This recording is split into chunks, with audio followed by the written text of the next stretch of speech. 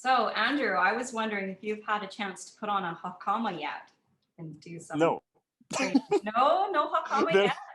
Not yet, no. As weird as it sounds, I just feel I just can't put it on right now. Oh, I really? mean, not because of physical limitations, not physical restrictions or anything like that, but more because just like the association that I have with it is more like, you know, in regular, like if it's like, you know, essentially I put it on when it's like regular practice kind of thing, just to be like on my own, just to put it on just for the sake. I don't know. I just can't. It feels, for some reason, it feels weird. Just like dressing up. Yeah, but as if like, but yeah, exactly. Just dressing up for with no real. Yeah, I don't know. Yeah, that's why I want to like start wearing it when like hopefully once the pandemic is resolved and we're back in in-person classes. That's when I would feel. You're waiting until you can practice in a dojo again. Yeah. Yeah. Okay. Well, that's fair enough. You might want to start practicing folding it though, because that can be tricky at first. And like getting it, yeah. Okay, so now that your new black belts, how has that affected your solo practice? How have you changed anything, or do you feel? Well, ever since, so, you know, I think we've kind of conveyed there was like some bubbling of, oh, you guys are going to test sometime. Oh, you guys should get ready to test, like kind of just like here and there over the last like 6 months or whatever.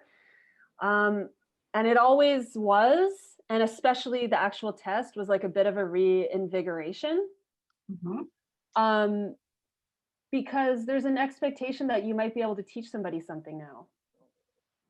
You know, so it feels like, oh no, like I need to clean up these edges and like get things like little, you know, like tighten things up a little bit and like start to try to think about things in a way that is a way you could convey to another person. Like I think that kind of like starting to imagine what teaching might feel like definitely adds a new element. You know, and like I think, you know, there's a little bit more pressure, responsibility to model a really good practice, like in all the ways, you know?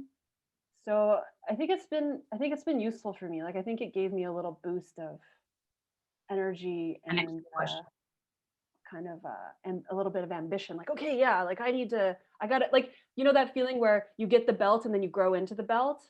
Like I have that feeling where I'm like, I got to really earn this thing. I got this belt, so now I got to really like hustle for it because that's great.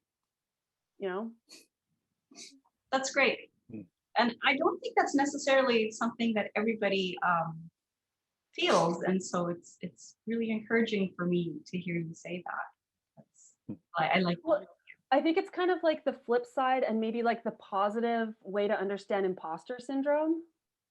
Where like since my first cue and knowing I'm getting ready for my shodan, I'm kind of like, oh God, like I know nothing. Like what is ikkyo? How does ikkyo work? And like just feeling like, oh, like just feeling like a sham and feeling like I don't really understand anything about Aikido, which based on talking to people, I think is quite a normal way to feel. I think it's a normal way to feel at any point in your career, but especially like approaching this like milestone of becoming like a true, you know, a dedicated novice or whatever.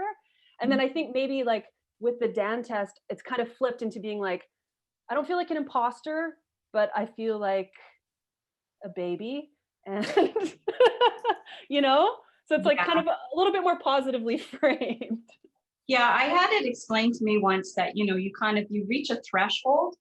And then when you get to that threshold, you start to think, oh my God, I can't do anything. I don't know anything. But that's only because now your sort of awareness has expanded to include the next level. Right. So it's actually that feeling of I don't know anything that can actually really be a really positive sign because it means, you know, your awareness has increased. So, you know, and I think that shodan is it's an important stage, right? It is that new beginning. You're passing out of being a white belt and headed off into greater things, hopefully.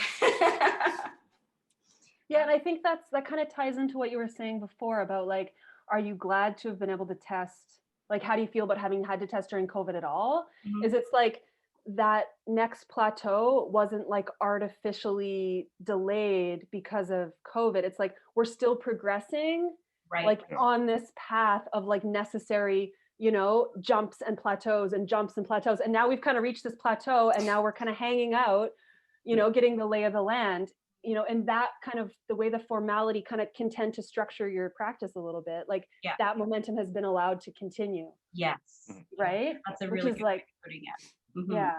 Mm. Which Yeah. I think Ishiyama Sensei, in his immense wisdom, I mean, I think obviously that's why he allowed us to test, because he's like, well, we're young. I mean, Andrew is actually young, but we're like young Aikido people. And he's like, let's keep the fire burning. This is one of those ways to do it. And I think it worked. Yeah. Yeah. I think that's a really important message, because I can see some people sort of being critical of it and saying, oh, well, they can't even practice with an uke. How can they show that they're shodan? But, like we've been saying, it's a rite of passage, right? And if you don't go through that rite of passage, you can't continue on to the next stage, and to just kind of be stuck in limbo for all that time, and that's not constructive either. So it's nice to see that there are people who are progressing, through the different stages of learning.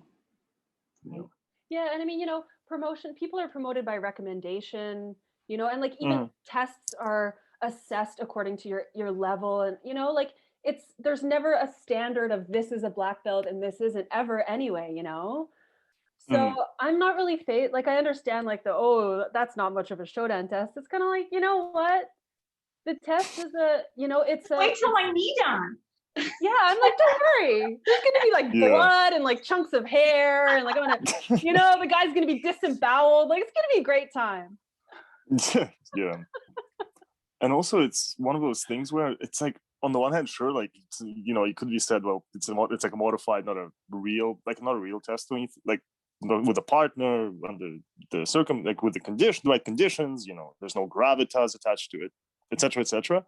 But then it ties on one of those things that Megan mentioned about how when there are talks about how to continue not increase Aikido community, but how to keep the younger demographics in, and etc., and all that kind of thing. It's almost like there's like these two like opposing principles almost, because you can always kind of view it from a positive perspective or a negative perspective, right? You can manipulate the story to fit what the message that you're trying to convey. So for sure. Yeah, or like the underlying value, like, is it about our practice and this lifelong development of this commitment to this thing, or is it about kicking ass? Like, like, it's not really about kicking ass, it's not. It's not that kind of thing. So I don't know if that has to do with anything, but I don't know. Just the adaptation of this very important formal event into like COVID Zoom era. Like, it's exactly what Aikido's about. It's like, let's keep like changing and like what has to happen so these people can have this practice, and I don't know. Yeah. Tank on with times. Tank on with the times, totally. Yeah. And it's like totally Ishiyama Sensei style too, he's like, he knows what's going on. He really does. So which technique are you most looking forward to being able to do once we're all able to practice together again? Oh, Iriminage. What about you, Andrew? Uke and Nage both, 100%. Maybe as a Nage, not as an Uke. No, I don't like it. No. I'm Koshinage. Koshinage. He's it's I like it. It's fun. Both like as a Nage and an Uke. That's fun. I'm thinking that, Zoom Koshinage might be the only way I can handle Koshinage these days. Yeah, just like that Yeah, feeling.